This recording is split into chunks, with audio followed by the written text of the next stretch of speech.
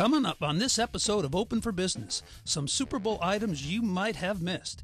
Is inbound marketing all it's cracked up to be? 7 do's and 7 don'ts on LinkedIn, and advertisers exaggerate. No, come on. Really? All that and more coming up on episode 66 of Open for Business. This is the Hartford Online Radio Network.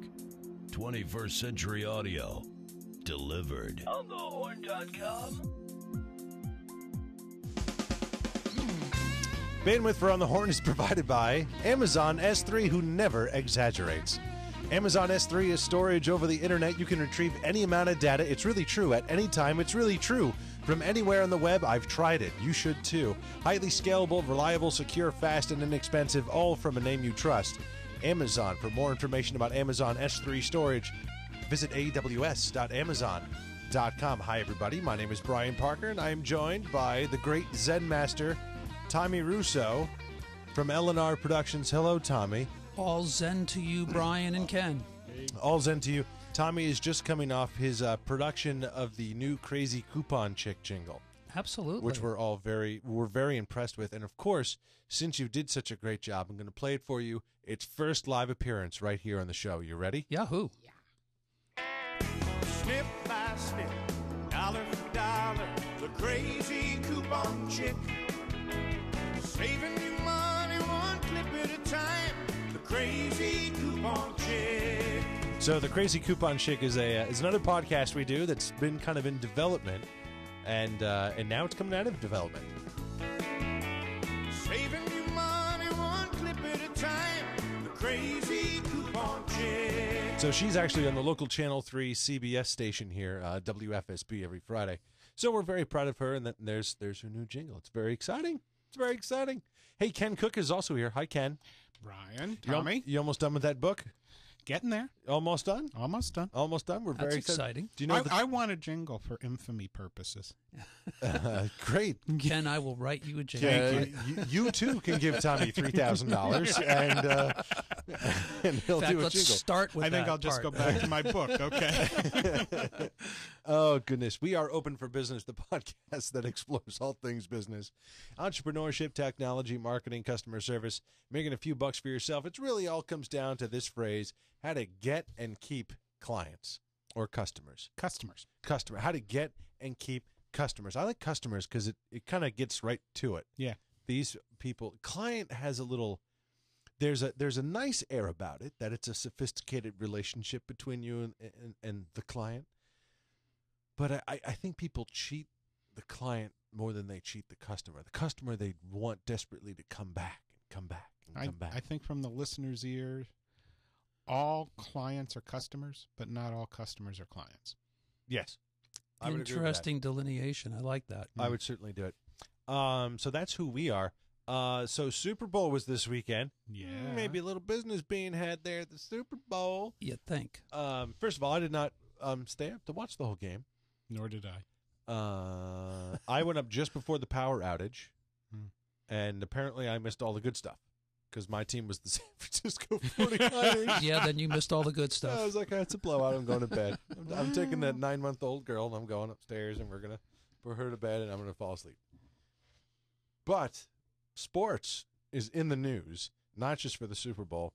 Spending on sports tickets linked to getting and keeping customers. This is from the American Business Daily update. Interesting. I know actually a few people that do sports marketing as a business. That's their business, and it's all about if you want to do a promotion on the field to getting luxury box seats. We were actually talking about luxury box before the show. Luxury boxes are the worst way to experience the sport. Like whether you're in the stadium and in an uncomfortable seat, that's a better way to experience the sport. Or if you're home and your couch, very comfortable with your refrigerator nearby, where you've already bought everything and you don't have to pay $6 for a soda. But you had the best Those description. What did I say? You said that a luxury box is not getting the stadium experience, but having a rotten TV to watch it on. Yes, that's what it is. Because what do? You can't see what the heck is going on. So you look up into this little It's a little crappy, like fuzzy TV. 24-inch thing. It's like a closed caption thing with all sorts of fuzz buzz and all that kind of stuff. And you're like, what happened? You're like, I'd rather be home with, the big 58-inch plasma screen TV on the wall and comfortable couch. And the catered food is terrible. Yeah, you know what?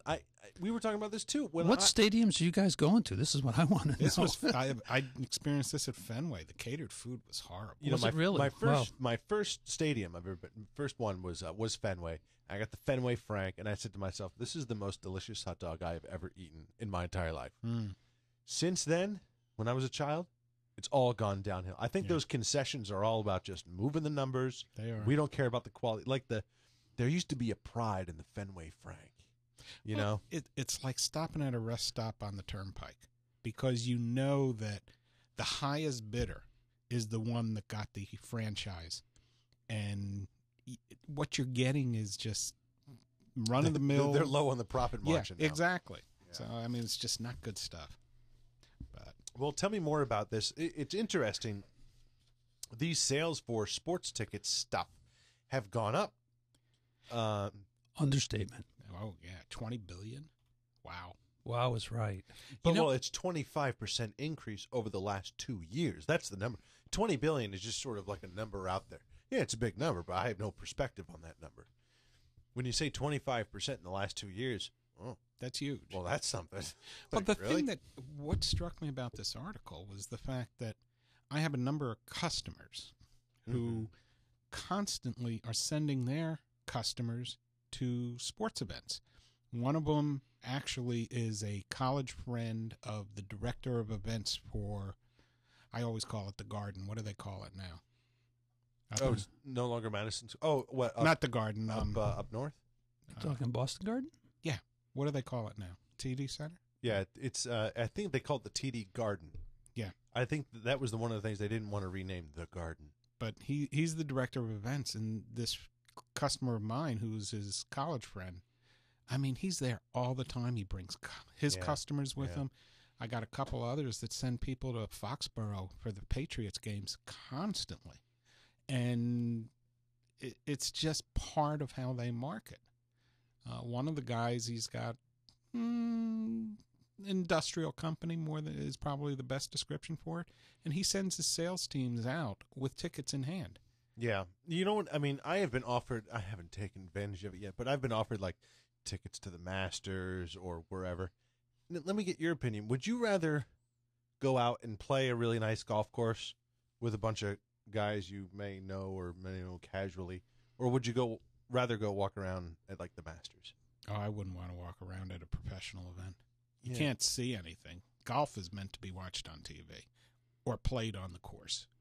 Yeah, I mean, I would much rather just go play the event. I don't know. But it also seems to me that this is sort of like, you get Fidelity. Oh, okay, Fidelity's going to be getting the Red Sox tickets. Who's getting the Yankee tickets? Schwab is going to get the Yankee tickets. And who's going to get the Giants tickets? That's going to be TD is going to get the, it's just sort of all mingled. And it's like they just kind of like swap. Yeah. Every so often. And I don't know. It doesn't really mean a lot to me anymore. Well, I mean, get tickets. We even take one step back. And just the fact that all three of us grew up, and most especially you and I, Ken, with the Garden, and now it's the... Well, I grew up with the Spectrum down in Philly. Spectrum, whatever, but now it's the TD Garden. Yeah. That's the whole corporate sponsorship thing that really came into play 15, 20 years ago, when more and more, major corporations were going in and saying, we'll lend our name here, we'll underwrite this, but we want to see our name in lights so that every time a fan crosses the threshold, they're recognizing it as, is the TD Garden in this particular case. It's kind of like the cookie cutter mentality to making millions for your professional athletes. Well, we were talking before the show, what would really feel good is going to a game, but a Rock Cats game. Yeah. Yeah. You want tickets for that? Oh, yeah.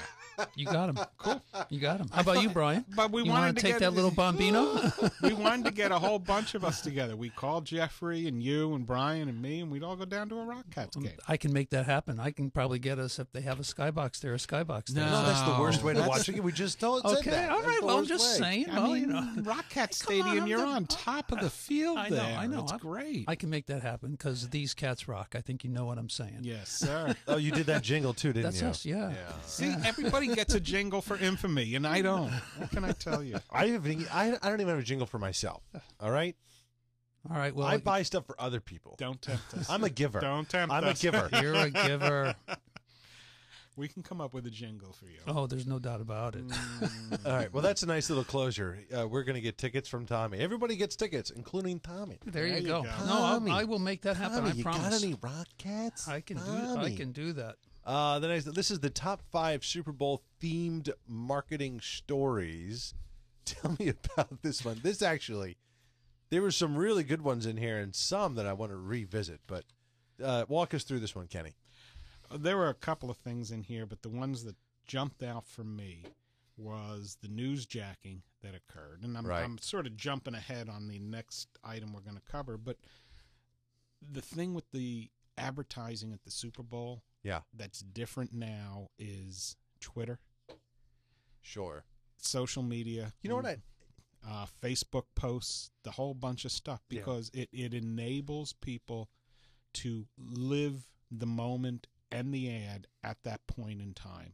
The biggest thing that they talked about was that the social media marketing has brought so many more people into the ad itself that it produced a 20% increase in visits on game day. That was impressive. To the advertisers' sites. Yeah. Which to me, you're right, Tom. That's the word. It is impressive. And I think that should go up because what I did not notice, which I noticed in previous years, is I didn't actually notice a lot of the hashtags. Like maybe it was just like hashtag was a super fad of it had to be everywhere, and now just people are like, yeah, we get it. We're gonna hashtag. We'll find you on our own. But I didn't see that follow us hashtag Pepsi.com or something like that. Yeah. But newsjacking is interesting. Let's save a little bit of what newsjacking is for the next one. But because it's kind of the overall theme here too. 10 worst Super Bowl ads from Mashable. I love that they brought out the Apple commercial because I think Apple did the best commercial and the worst commercial for same Super time. Bowl. Nope, 2 different years. Okay. They did a commercial which was the famous 1984 commercial where a woman comes in and kind of throws a track and field hammer at this big screen. It was brilliant. getting rid of Big Brother and saying IBM is not the way to go. That was great. Then the next year they followed it up with this thing called Lemmings. I don't remember the Lemmings I do commercial. too. I remember it, and I remember my feeling was like, I don't like that. He's like insulting me. What it was a bunch of IBM type guys carrying briefcases in their suits, walking off a cliff like lemmings. Mm-hmm. And Apple was essentially saying in there, "Hey, you're too stupid to know what you're doing, so we're here to tell you that Macintosh Office is a better way to go." Yeah. That was the message before. Before it was like they were freeing us. We were the downtrodden. We were locked into IBM. You're gonna be my savior. That's terrific. Now they were saying you're an idiot, and I think that was so interesting to watch the two. They wanted so desperately to have the same kind of impact the Newsjack back then. I'd be curious to track the results from both of those campaigns. Oh, it was the backlash was horrible. Was it really? On the Lemmings See, one. I don't remember that. Oh, it was so bad. Steve Jobs had to apologize for it. And, it was a nightmare. It never pays to call your customers stupid. Right. No. Or let alone potentially, the inference of your client being equally dumb. Interesting cost for a 30-second Super Bowl ad. 2008, it was 2.7, we'll call it, 2.7 million. Went up to just under 3 million in 2009. Then 2010, it actually retracted. Yeah. $50,000, but who cares? and then it's climbed all the way up to almost $3.5 million Right. for a 30-second ad. That's unbelievable. You know what you're not getting there? You're not getting your money's worth. Is really what it is. Yeah. It has really become sort of, I want to buy a Super Bowl ad to say we bought a Super Bowl ad. And you know what else I don't like? I saw all the ads before the Super Bowl. Yeah, those days A are lot of gone them of you what could, of the anticipation. No doubt about it. But Don't you think, though, and I'm sorry to interrupt, Ken, that played a huge role in the increase of social media visits? oh, without a doubt. Absolutely, it did. The smart marketers are the ones that integrate the social media and make the ad more of an interactive and continuing interaction with their customers.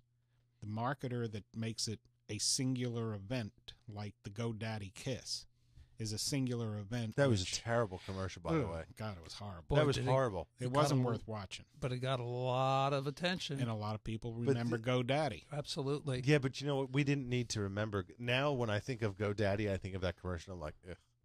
Ugh. I still think of Danica Patrick myself, but I don't get it. I don't get the fascination with it. what can I tell you? She does not do it for me. She's like all, I don't know, uptight or something. You might. She is that. Yeah. Yeah, but you might be in the minority on that one. I'm not sure. But what we did, we DVR'd the game Yeah.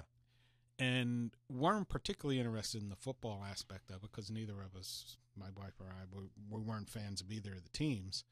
So we took the entire first half and sped through the football and watched the commercials. That was fun. I bet.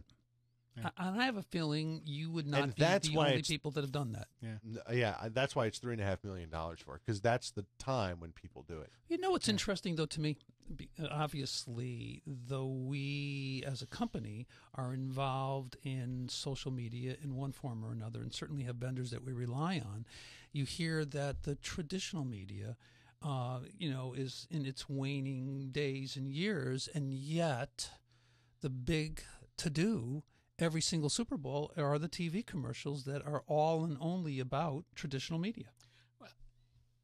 This is typical of most arguments that people make. It's either or, when in actuality it's neither.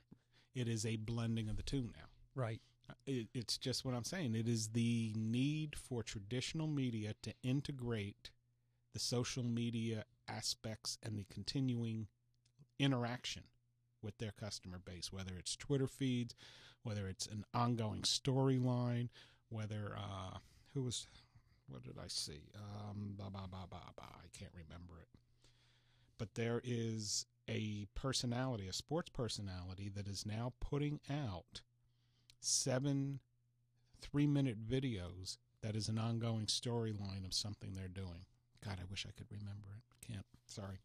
Well, let's get into the newsjacking thing, because this is actually kind of fun. Well, this is another example, though, of the social media blending.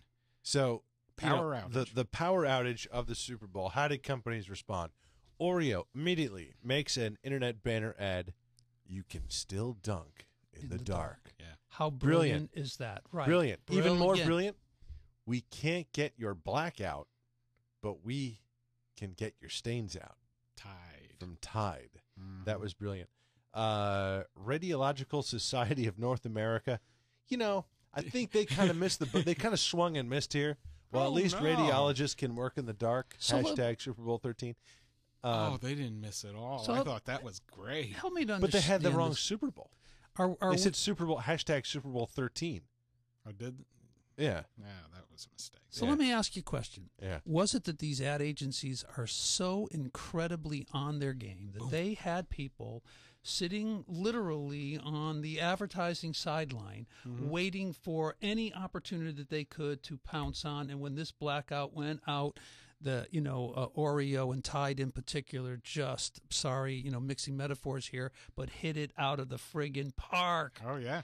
And is that what's going on? And maybe No, I think those were more organic. I mean, who wouldn't? If you were an advertising person and Oreo was your account and you saw that, it probably would just pop in your mind anyway. I understand. I agree with you, but I guess I'm impressed that they had their peeps again, ready to go. Just be there, available to say, okay, here's what we're going to do. I mean, it's not like, you and me where someone would have to call and we'd have to, right. get our freelance, graphic designer. Like, they have staff of people that will just, hey, I need you to come into the office and do this. Okay. Right. Leave the Super Bowl party. Well, that's what the part of me, that the brilliance of that alone, of having the support and the team together enough to be able to ready to respond to anything that comes down the pike is very impressive. That's a great example of this would be Walgreens. Walgreens tweets, "We do carry candles, #Super Bowl. We also sell lights, #Super Bowl." Like, that's just very simple, just a little ding right there. But these responses are not corporate boardroom think responses. I agree. Amen. These responses are 20-something living their entire lives online, sitting there watching the game and being part of the marketing think tank for these organizations. So yay to the corporate culture that hires these people to say, that's what we want you to do. Well, And yeah, give giving them the freedom. trust. Right, Yeah, exactly. giving them the freedom, sure. Exactly, right? That's it. Yeah, Without a go doubt. for it. Have fun. And they were having fun. Oh, yeah. I mean, what's the downside? It's a tweet. Right. It's a Facebook post. Well, no, they. You could get, I mean, if they got vulgar with it or something of that nature, yeah, that's bad news. But representing Like- Oreo that's saying you can still dunk in the dark. Like Ron Paul recently with his comments regarding our world's greatest sniper that just got taken out. I missed that. Oh, boy, yeah. No, he was saying that, guess if you live by the sword, you die by the sword, was Ron Paul's recent tweet. Really? Yes. Well, Really? Honest to God. Would that's make it, not would, very. would not make it up. Our once and not future president. Thank God. Jesus. Okay, we won't slip into politics. I'm sorry. I'm the one that brought it up. That one is That- wow. Yeah, right. Exactly. No, you Google it. You'll see what I'm talking about. Yeah. So where are we going next, Brian? Extraordinary popular delusions and the madness of crowds. Yeah. The folly of inbound marketing. Let's first define the term. What does inbound marketing mean to you guys?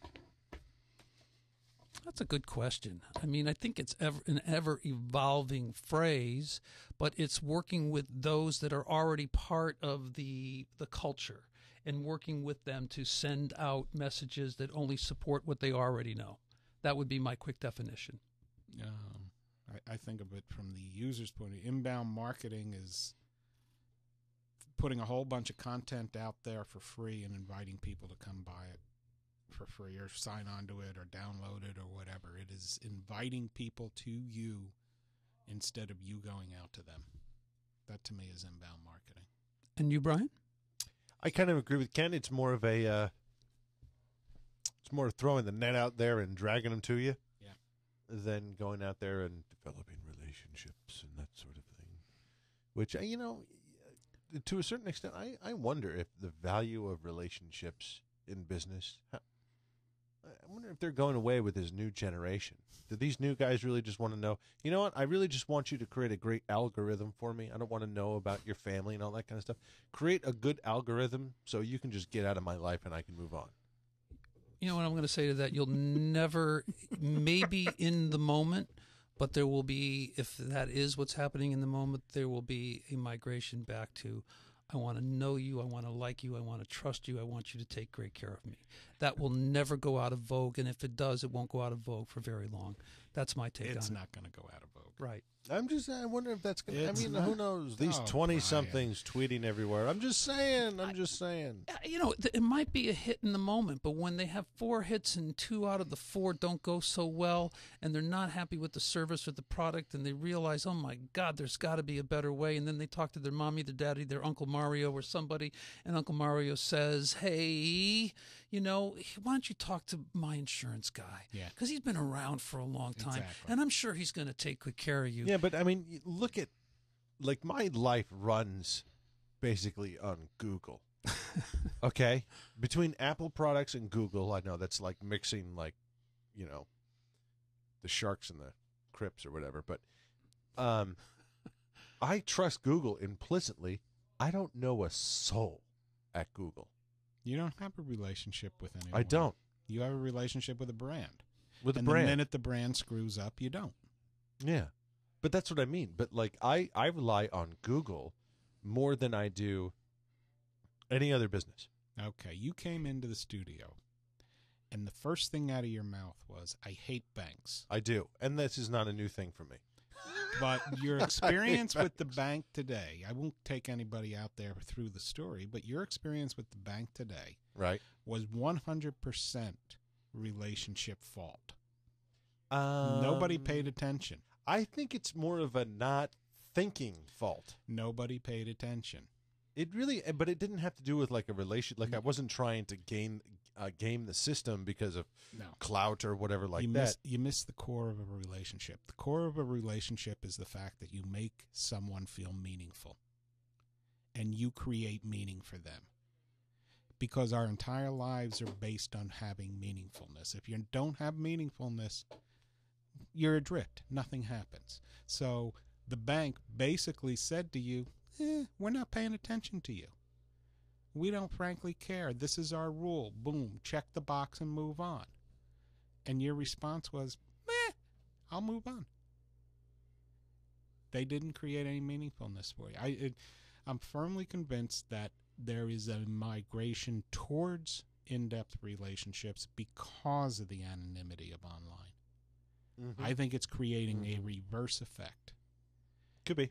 And, well, I look at inbound marketing. Inbound marketing is all about bringing people to you, engaging them in some way, shape, or form to sample who you are. Whether it's a download of a product, whether it is a discussion on a blog, whether it's posting comments, it doesn't really matter. But it's engaging you. And the funny part about it, and this is where I still am debating with it, the relationship then becomes an outbound push on the part of the company that originally was inbound. I got you, so now I'm going to keep sending stuff to you. And I'm going to keep sending stuff to you and sending stuff to you. HubSpot's a perfect example. HubSpot engaged me. I like what they do. I'm tired of 3 posts a day from HubSpot in my email box of a different article that some underling at HubSpot decided to throw together.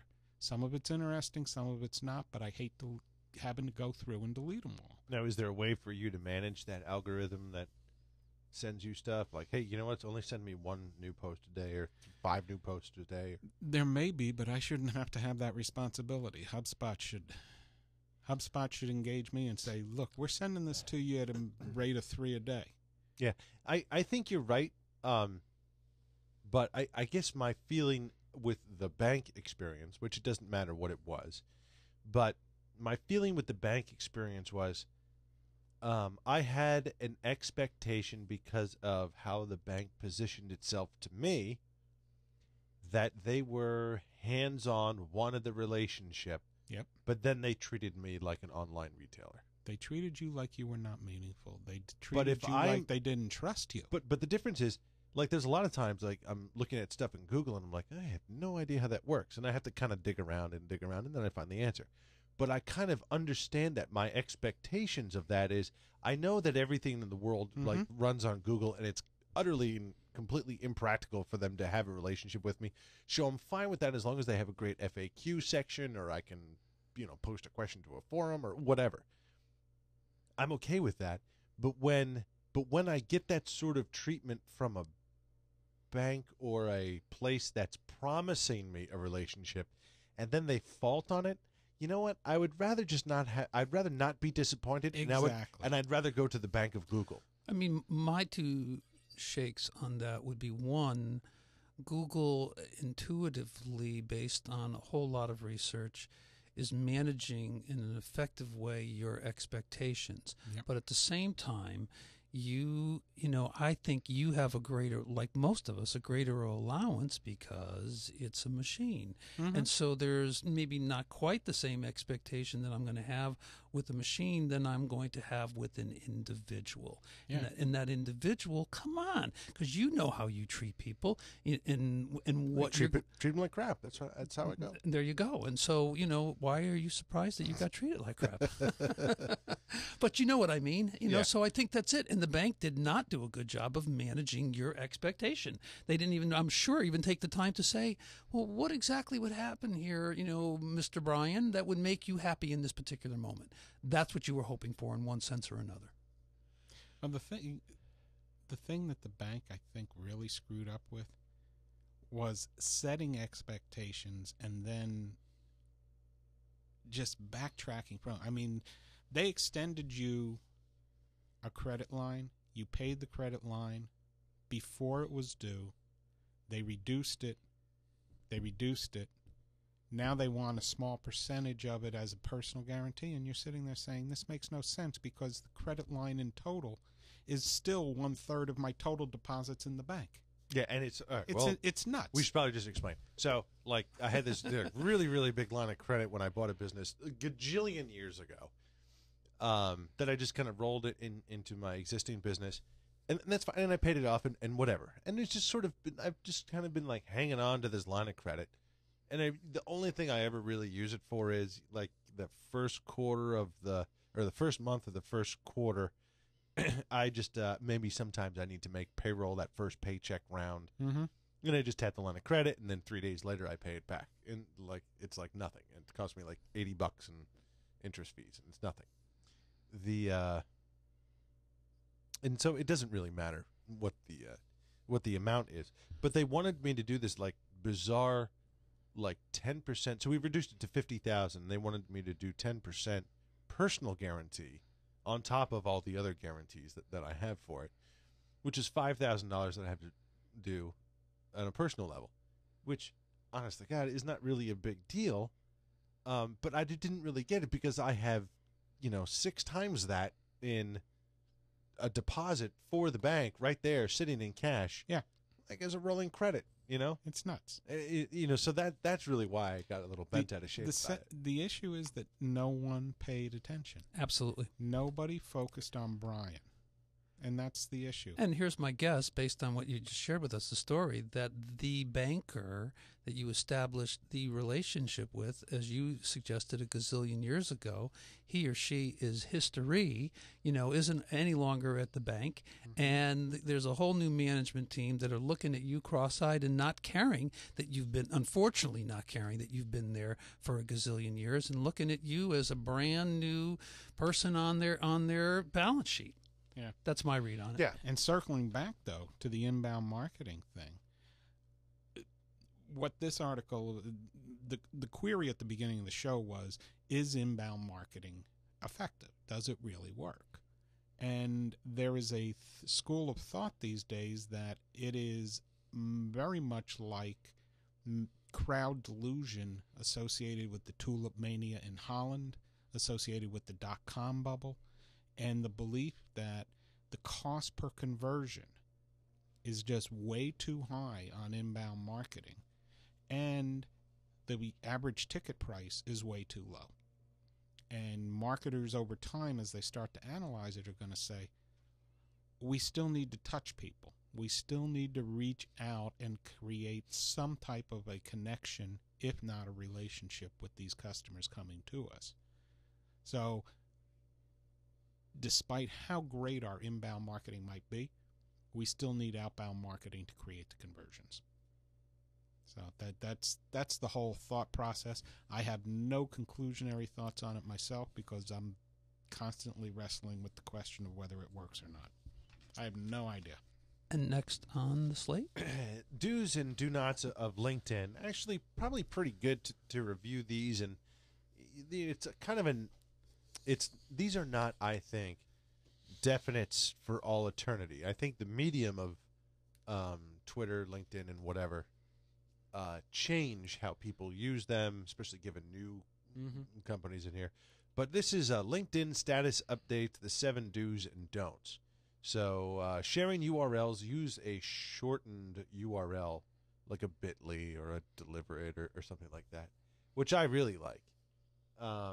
Actually, that's done automatically for you now in most updates when you put it out there. Oh, is it really? When I don't know if it's LinkedIn, I'm sure it does it. I know Twitter actually does it too. I don't think Facebook does this. Yeah, I posted an update to a YouTube video, put the whole URL in, which was 37 plus characters long. Yeah. And it came out in the update as a bit.ly. Oh, it came out as a bit.ly. Yeah. Sometimes YouTube comes out as this thing called Yoube, YOUBE.com. So that's interesting. They have some relationship there. Pose questions that could lead to problem solving. Anyone know a good controller candidates? That's not bad. I mean, if you're going to look for stuff, I've found great help in social media by posing that question, much like, hey, I want to get T-shirts made. Where should I go? I need new garage doors. Even if it's like personal stuff. We're looking for office chairs or whatever. That's all great stuff. Even better is when you can do those questions in your groups as opposed to the updates. Yeah. Because it's even more focused. It's tighter. If it's appropriate. But, something like office furniture would be like anyone and everyone. But you know what? I actually don't read people's updates. In fact, now that's that I your think homepage. Yeah, I don't read my homepage. That's I interesting. go to LinkedIn and I go immediately to my groups. Really? Isn't that interesting? I've just kind of realized that. You're different. I'm a special kind of guy. Conduct an informal poll of your network. I don't really like that kind of thing. I think that's one of those things like, LinkedIn wants you to create the poll, so they're excited about it. But I'm sick of taking these online polls. Yeah. Because they don't mean anything. I'm with you on that. I think people are just enough with polls. 350 million people in the country. How many people are you going to poll on your LinkedIn page? 500 plus? Not going to mean anything to me. I love number 4. Mention a person's name or situation that might be helpful for your connections. I just met with John Jones of ABC Insurance Company and found out they are saving companies lots of money on workman's compensation insurance. That's good. A little testimonial. I wouldn't really phrase it like that. It seems a little forced. I'm not thrilled with but that's nice. I execution, but I like the idea of it a lot. It's nice to give a little how do you do and all that kind of neat stuff. Kudos are good. Sales pitches are not. Right. Yeah. Talking about an event you are attending or have attended, encourage involvement in it. Yeah. I don't get that one. I mean, that's got to be super. Yeah, that's got to be like super you're informal. Having coffee and a bagel for breakfast. Who cares? You kind of have to do hey, is anyone else going to this thing? Maybe we can meet up, kind of thing. Yeah, unless, at least in my mind, unless you feel that the event is noteworthy for the members of a group that you belong to or an individual. All right, group attention, I buy that. Yeah, then I think that then it has its worthiness. With a phrase up front saying something, not selling this event nor endorsing it, but thought people might be interested. Just thought you'd like to be aware. Yeah. Number 6, job seekers. I've gotten jaded to job seekers, quite honestly. Job seekers and headhunters. Oh gosh. On LinkedIn. So I'll leave it, to you guys to say whether or not people should announce that they're seeking jobs. But I'm tired of that. I think that was what it was originally created for, was the job seeker market in order to help people link and find jobs. Oh, okay. And I think it's evolved so far beyond that now that, to me, that's just a minor little thing. Yeah. But for the job seeker, it's not. I was just going to say, I mean, I think there has to be an appropriate way for he or she to be able to reach out. If it was me, I don't have an issue personally if one of my connections says, hey, Tom, I just lost my position. Anything that you can do as, a friend here on LinkedIn would be greatly appreciated. So instead of the mass, posting, I would be more comfortable with that type of approach. Yeah, but I think if you do not do that kind of approach on a one-on-one basis, it's like placing an ad in the classifieds. Exactly. Yeah. I was trying to find it. One of these examples of why I'm so jaded at this is I get a lot of requests for jobs on LinkedIn. The last one I got, or one of the last ones I got, was from a guy who works here in the area. I think he said he was working at like CPTV or something like that. I can't remember exactly where it was. But he said, I interviewed with your company last year. And I'm like, Yeah. no, you didn't. Like, you kidding me? We don't interview. Yeah. So what? One, and two, you would have been interviewing with me, And I don't remember you. and I don't remember you. So it's kind of like, what? So we would add another one to this, that honesty would be the best policy. Yeah, like, No BS, please. oh my gosh, you gotta be kidding. Oh, yeah. do you know Ron Dressner? I do. He has a brother that did this, did a similar thing to me, but he got my email address, and he was putting on. Oh, it was. We did a business expo. We covered an event. Go ahead. I'm sorry. We did an event. Must be a family thing. Chamber of Commerce of Farmington held a little business summit, and they had a woman up from the Department of Economic Development from Washington, from the president's aid office, and she spoke, and there was a big forum and all that kind of stuff, and it was great. We sent our camera gal out, and she did a little piece, whatever. So he somehow found it, I don't remember how, and said, I'm really interested in what you're doing, and kind of he did sort of like not almost like the bait and switch, but it was even worse than that, because it was like, boy, I'd really be interested in learning more about what you do, from a talent standpoint, and then immediately switched into and I'm a PR guy, and I can help you do all of this, for only $5,000 a month, I can help you do this and that. And I'm like, okay, thanks. Yep. Definitely a family thing. There you go. Thanks, Ron. Don't mention personal things. What you had for breakfast, what your dog is doing today, Or and events that you're going to. how big your morning constitution was. Yeah, don't do that. Yeah, I mean, that just does not seem big to your be the event was. forum. Facebook is fine, and even there, Twitter. like, do you Twitter. really need to let me know which way you like your eggs in the morning? I don't think so. Continually talking about specific products and services takes people back to the days of big newspaper ads, screaming radio messages. Yes, I agree. This is called content dumping, which we have been very good at not doing. And I think there's a way to share your content, but you don't want to dump your content. Dumping your content is like without any explanation or reason for it. You go into a group and you just kind of throw up a link with a couple sentences. We, after every show, do a post of the show on LinkedIn. At least I do. And I always preface the post with a comment on some aspect of the show that I think the audience will find interesting. Right. And pose it in the form of a question. And say, if interested in finding out some things you didn't know about the Super Bowl, tune into this edition of Open for Business. That kind of thing. Let's see. Avoid talking about topics that might be sensitive to some audience members. I don't like that at all. I think you should. I think LinkedIn is a great thing. People need to get, if this is really a business forum, feel free. Knock yourself out. Sensitive. I mean, I wouldn't bring up like abortion on LinkedIn. That's not really what LinkedIn's about. But certainly you could bring up, background checks for firearms, because that affects a business, and how you can definitely take a spin on how that affects a business. Don't you think? I don't get this phrase. If your mother wouldn't want you talking about it, don't put it in your LinkedIn status box. Ouch. That's stupid. If my mother didn't want me talking about it, it'd be the first thing I'd put in my status box. Well, see, my mother always used to say children should be seen and not heard. So I guess I wouldn't even be on LinkedIn. Well, there you go. I know. No, I think that's coming. I'm sorry, Ken. I think ahead. that's coming from the wonderful world of political correctness that we live in. So I'm with you, Brian, 100% on that. I mean, you need to have a certain level of discernment as to what you're choosing to share, but with that in mind, go for it. Oh yeah, I agree. I think there's a fair debate on inbound versus outbound marketing. I think there's a fair debate on any business topic that's out there. There's a fair debate on social media. There's a fair debate on the effectiveness of LinkedIn. Absolutely.